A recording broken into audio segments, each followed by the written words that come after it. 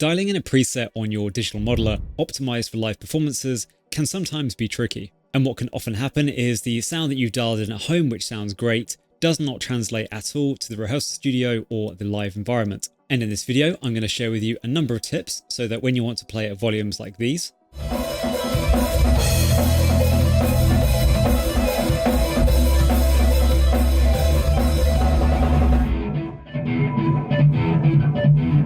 you won't be disappointed with the sounds that come out of your digital modeler. So let's get straight to it. 1. Dialing in at volume. So I think this is probably one of the most important tips in this list, and that is to make sure you're dialing in your tones at volume. Now, when I say volume, I don't mean just turning up your monitors a bit louder than usual. I mean as close to gigging volume as you can possibly make it. The reason is the transients and the way that the sound is heard is very different in how we perceive it compared to at lower volumes. So what typically happens is that you dial in a great sound at home, you take that to the studio, the highs can be really harsh and the lows can be very boomy, just because you haven't experienced it at volume. Now, the way I personally do this is using a power amp and a real guitar cabinet, as you can see behind me, which I crank up for a short period of time so my neighbors don't complain too much, then dial in the last little 5% of the sounds that I want to create before turning it back down again to a manageable volume. What I typically find is that it's very easy to dial very bright and harsh tones on the quad Cortex at lower volumes, but when you crank up the sound in a live environment, it becomes really harsh and horrible. I've seen quite a few messages before from people saying that some of the stock presets in the quad Cortex, for example, are quite dark, but actually I found when I take them to a live rehearsal studio, they sound far better than they do through studio monitors. Tip 2. EQ issues. Now, EQ can be quite daunting for some people, and I certainly struggled with it for quite a long time.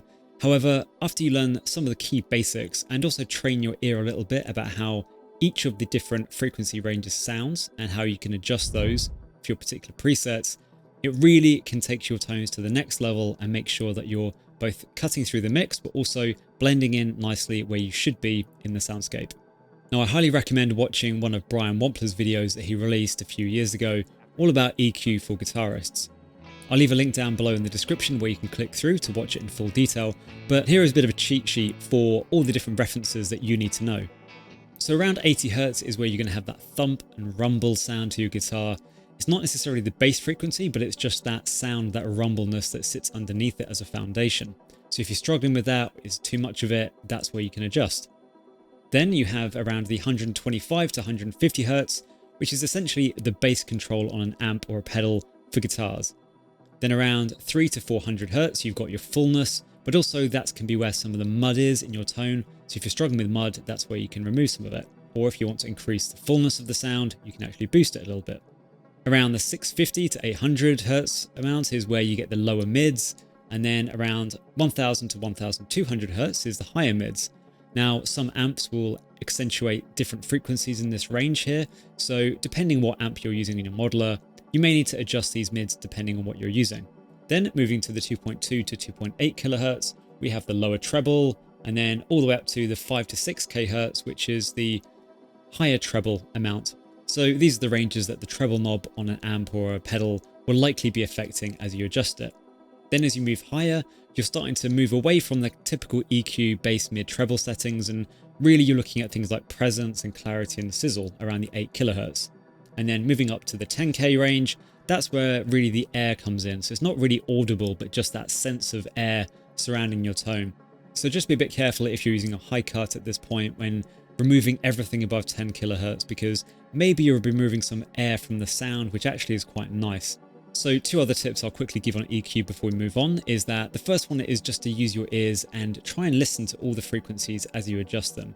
And be really extreme, go to the 85 Hz and drag it all the way down, drag it all the way up, and just try to identify that sound with future tones. And the second tip I'll share is just to experiment with putting an EQ before and after an amplifier.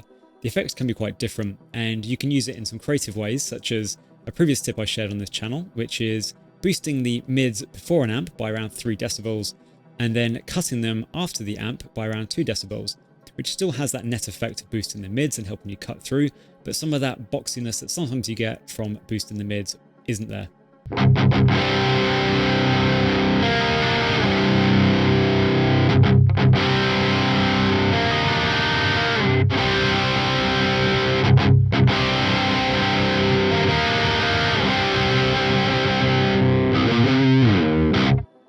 Tip 3. Unbalanced scene volumes.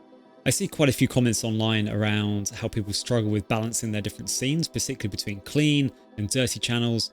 And I think the best way to do this, unfortunately, is just to do it in the studio with your band, playing the songs that you tend to play. And the reason why I say that is because not every person plays the same, not every song is the same, and sometimes the quieter parts need to be quieter than you'd expect them to be, or potentially the louder parts need to be louder than you expect them to be because the drum is going even harder. And if you just have the same amount of decibels across your clean, dirty and solo channels, it's not going to work when people play dynamically different. But what I tend to recommend as a starting point is to balance all your different scenes at the same decibel levels, which I tend to do around about the -12 to -9 dB level. Then when you get into the studio and play with the band, if you find that your clean channel is just a little bit quieter than it should be, just go into the scene-based output and then just crank up the volume just a little bit. And when I say scene-based volume, of course what I mean is going to your output on the lanes, then heading over to the volume and then just applying scenes to that. And then you can just increase amount for that particular scene. And then when you switch back to other scenes, that won't affect the overall volume of them. Too much gain. Now, if you're a rock and metal player, I'm sure you love turning up the gain as much as you can. But when you start cranking up the volume and translate that to a live environment, it can get very mushy very quickly in a mix. And one tip I can share for getting just about the right amount of gain for your preset is to do a trick with a pinch harmonic.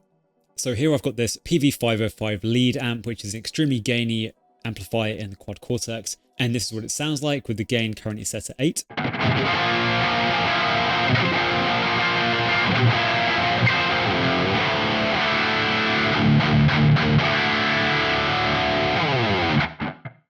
So it's great fun to play at home, but I know for a fact if I go into the rehearsal studio and play that preset, it's going to be a muddy mess when it comes to everything else. Just be way too much going on.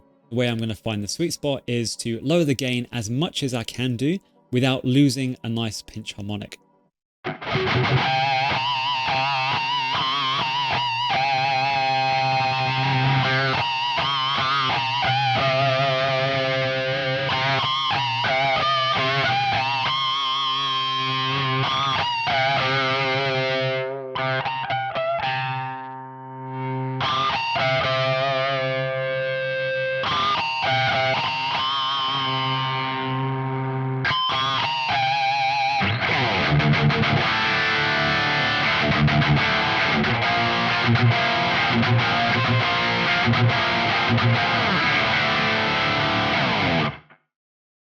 Stereo effects. When I'm at home and playing through studio monitors, there's nothing like that stereo experience with your guitar. You have that ping pong delay possibilities, you have modulating chorus effects that have a sweeping across left and right, and it's a really great experience to have. But when you go to a live environment, it's pretty unlikely that you can get a great stereo effect for the audience. Someone might be close to a right speaker, another person might be very close to the left speaker, so all those nice stereo panning that you're experiencing typically doesn't translate to a live environment very well. Now, that doesn't stop many people using stereo effects live, and there are some big artists, Petrucci, for example, who love using stereo effects even in a live environment, I believe. But typically what I do is I keep my presets into a mono situation, and importantly, I don't use any stereo blocks when using the mono presets. One thing to bear in mind is if you have any stereo blocks like this, but you're using a preset which is just a single out, then things like the ping pong effect, which is left and right, and creates a certain sound and aesthetic to your tone, is going to be quite different when it gets summed to mono. You may find that it maybe becomes a bit too crowded, and things can maybe get quite mushy as well. So make sure that if you're using any stereo blocks that you're intentionally doing that and you like the way that it sounds when summed to mono in the output. Not enough mids.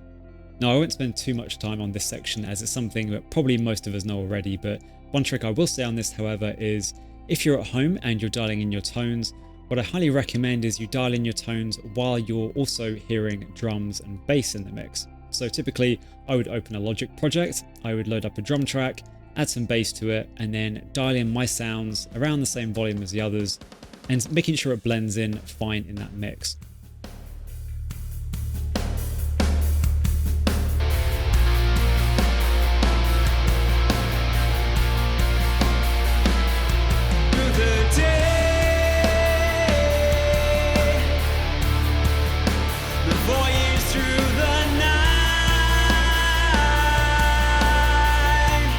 Now, a live environment is a bit different to just recording a session in Logic, but it can get you much closer than it would have done if you're just dialing in your tones solo.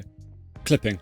Now, clipping can be quite deceptively simple, as we're not just talking about the clipping going into, for example, an interface or a PA system, but also effectively gain staging, making sure that you're not pushing things too much, understanding the different lane routes are going to have different outputs. For example, when I use the send 1 on my quad Cortex to go into a power amp, I have to reduce the signal by around 8 to 10 decibels to ensure I don't clip the power amp. And likewise on my interface that I plug the quad Cortex into here, I find that I can't get quite the volume that I need, but if I crank up the input more on the quad Cortex or the interface mic pre's, then I start to easily distort the tone even on a clean. So if you have the capability to do so, then don't change the input gain on the quad Cortex into your interface, but rather change the fader on the track, and then you can increase the volume that way without affecting the actual tones that you're listening to. Again, as I mentioned before, around -12 to -9 dB is typically where I like my presets to sit. The only caveat being is when I do a solo boost, that might go up if I ring out the chords on that particular scene. But because I'm not really doing that type of playing when I'm on that solo scene, it's less of an issue because I'm tending to play single notes. Your position in the mix. So I'm sure this is a common story for many guitarists, and that's you go to the rehearsal studio, you turn your equipment on, you turn up to the volume that you think you need, you're too quiet, then you turn up more, and then other people turn theirs up more, then you turn up yours more, and it becomes an endless cycle before you're playing way too loud, everything's blurring together, and it just sounds a mess. And one tip that I came across, which I think is a really good bit of advice for people, is if you're struggling with that yourself, I would recommend the drums starting to play in the rehearsal studio when you arrive, and then the bass join by itself, and then get the bass level to a point where it's blending nicely with the bass drum and everything's balanced in a nice way. And then the guitar can come in where you can try and make sure your lows are blending nicely with the bass player, but also not competing for those frequencies so much. And then likewise with the drum kit, where you need to check if your high notes are sitting nicely with the cymbals and so on. And then later you can bring in keyboards if you have them, and then finally vocals on top of that. If you all play at the same time and try and dial in your tones individually while doing that, it can be a struggle. So that's what I'd recommend. So there were 8 ways that you can take your great sounding presets at home and make sure they translate into that live environment. If you found any of them useful, please make sure to hit the like button and subscribe if you're not subscribed already. And otherwise, I'll see you in the next video.